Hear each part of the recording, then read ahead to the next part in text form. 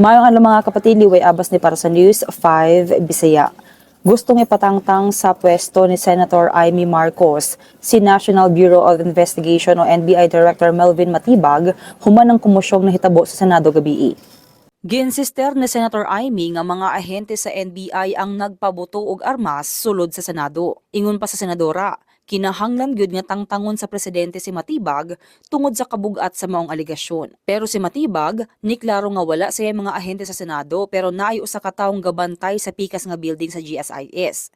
Ingon niya, naghatag daw og order ang General Manager sa GSIS nga si Vic Veloso nga pahugtan ang seguridad sa lugar. Nadakpan sad sa Southern Police District ang gidudahang suspect sa pagpabuto og armas nga si Mel Oragon, nga giingong empleyado sa NBI. Pero giklaro ni Matibag nga dili nila empleyado ug ilaha lang volunteer si Oragon nga driver para sa iyang mga ahente. Mo sa mga natong balita, magpadayon na sa pagbantay sa social media pages ng News 5 para sa uban pa mga balita ug update.